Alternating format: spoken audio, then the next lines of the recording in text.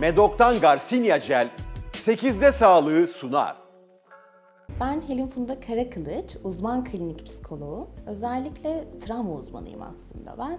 Hem psikolojik ve patolojik sorunların altında çocukluk çağı travmalarımız olduğu için zaten birçok patolojik ve psikolojik sorunlarla ilgileniyor olabilirim. Ama en yoğunlukla daha çok kaygı bozuklukları dediğimiz, depresyon dediğimiz durumlarla tabii ki yetişkinlerle bireysel danışmanlık olarak daha çok ilgileniyorum.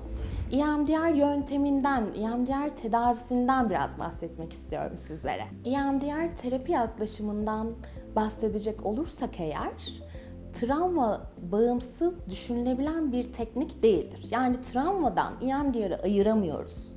Bu yüzden travma nedir? Biraz bahsetmekte fayda var olarak görüyorum. Travma beyinde ve zihinde çok ciddi aslında semptomlar üretmeye başlıyor. Hem duygu merkeziyle alakalı hem düşünce merkeziyle alakalı. Beyin aniden bir kitlenme yaşıyor. Şimdi baktığımızda şöyle düşünmekte bir fayda var.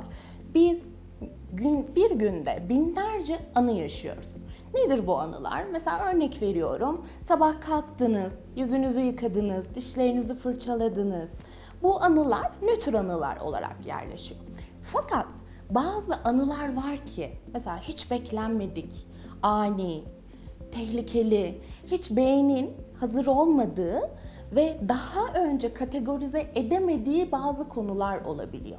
Bu bazı kategorize edilememiş konular sistem yaşadığında, yani beyin yaşadığında duygu bir anda kala kalıyor. Ben bu bilgiyle ne yapacağım? Bu bilgi yeni geldi bana. Ben hiçbir şey bilmiyorum diyerek şok etkisi yaşıyor aslında. Şimdi bu şok etkisi dediğimiz şey aslında travmalar oluyor. Yani mesela büyük travmalar diyelim. Nedir bu büyük travmalar? Trafik kazaları, doğal afetler son zamanlarda sıkça başımıza geldi aslında. Yaz süreci gibi büyük travmalarımız oluyor. Tabii ki duygusal travmalarımız da var. Örneğin diyelim ki bir romantik ilişki yaşıyorsunuz. Bu romantik ilişkide her şey yolunda gidiyor. Ama aniden romantik ilişkinizdeki kişi sizi bir anda bırakıp gidiyor. Şimdi bu da baktığınızda beklenmedik. Değil mi? Yani her şey yolundayken neden bu benim başıma geldiği zihinde söylendiğinde yine bir ağır yük, bir ağır duygu yaşamış oluyoruz biz aslında. Bu da duygusal travmalar olarak söylenilebilir tabii ki. Şimdi öncelikle tabii ki bu çok sıklıkla hemen karar verebileceğimiz bir yöntem olmuyor ama biraz önce programın başında şöyle bir ifadede bulunmuştuk. Programın başında demiştik ki aslında her psikolojik sorunun, her patolojik sorunun altında yatan çocukluk çağı travmaları oluyor diyebiliyoruz. Mesela bir panik bozukluk düşünelim. Panik bozukluk yaşayan bir danışan, diyelim ki biliyorsunuz ki ilk seanslar biz ne yapıyoruz? Tanıma aşamasında, tanışma aşamasında daha çok karşıdaki kişinin neler yaşadığını değerlendirmeye başlıyoruz. Bu değerlendirmelerde kişinin panik bozukluk yaşadığı ve onu tetikleyen dönemlere neler sebep oldu diye kökenine indiğimizde otomatikman mesela şunu görüyor oluyoruz.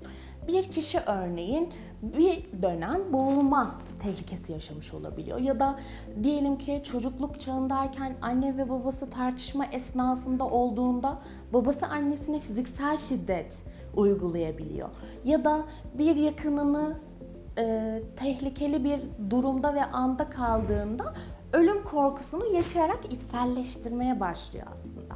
Bu da otomatikman kişide şu anki gündemimizde çeşitli psikolojik sorunlara yol açtığı için aslında o kökenine baktığımızda tamam, evet bu bir travma ve bu patolojik sorunun temelinde bu olduğu için travmalarımızı, o anıyı, o olumsuz inançları, olumsuz duyguyu şimdi ve buraya getirerek o anıyı tekrar yaşatarak bu duygunun, özellikle yoğun duygunun etkisini azaltmamız lazım diyorum.